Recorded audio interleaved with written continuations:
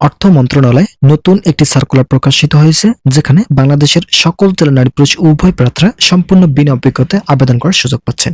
আজকের ভিডিওটিতে আমি এই সার্কুলারের সকল বিষয়ে বিস্তারিত আলোচনা করতেছি। আপনারা অবশ্যই ভিডিওটি প্রথম থেকে শেষ পর্যন্ত ধৈর্য সহকারে দেখবেন। ভিডিওটি দেখার শুরুতে এখন পর্যন্ত যারা আমাদের এই চ্যানেলের নতুন সদস্য আছেন, তারা পরবর্তী আপডেট পেতে চ্যানেলটি সাবস্ক্রাইব করে বেল আইকনটি অল করে দিন। এই সার্কুলারটি প্রকাশিত হয়েছে 15 ডিসেম্বর 2025 তারিখে। তো এখানে দেখতে পারতেছেন এই সার্কুলারে আবেদন করতে হলে আপনাদেরকে যে পদে জনবল নিয়োগ প্রদান করা হবে পদের নাম কর পরিদর্শক, 10তম গ্রেডে জনবল নিয়োগ প্রদান করা হবে। বেতন প্রতি মাসে 16,000 টাকা থেকে 38,640 টাকা প্রদান করা হবে। এই পদের জন্য সরাসরি পন্থায় পূরণযোগ্য শূন্য পদের সংখ্যা 579। এছাড়াও 10% সংরক্ষণযোগ্য পদের সংখ্যা 58।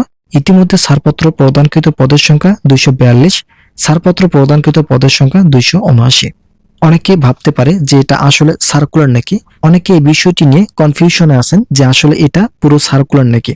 মূলত এটি কোনো সার্কুলার নয়, এটি হচ্ছে একটি ছাড়পত্র। মূলত নতুন নতুন যে সার্কুলারগুলো প্রকাশিত হয়, বিশেষ করে গুরুত্বপূর্ণ যে সার্কুলারগুলো যেমন এনএসআই এবং মাদকদ্রব্য নিয়ন্ত্রণ অধিদপ্তর সহ বিভিন্ন ধরনের সার্কুলার, এই সার্কুলারগুলোতে প্রকাশ হওয়ার আগে একটি ছাড়পত্র দেওয়া থাকে।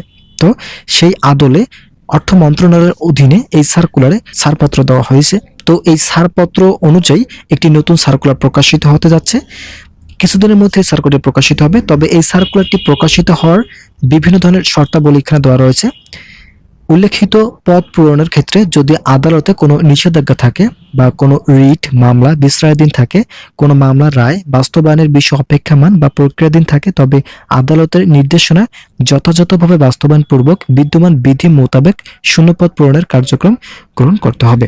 তো এখানে এই সার্কুলারটি প্রকাশের বিভিন্ন ধরনের শর্ত দেওয়া রয়েছে।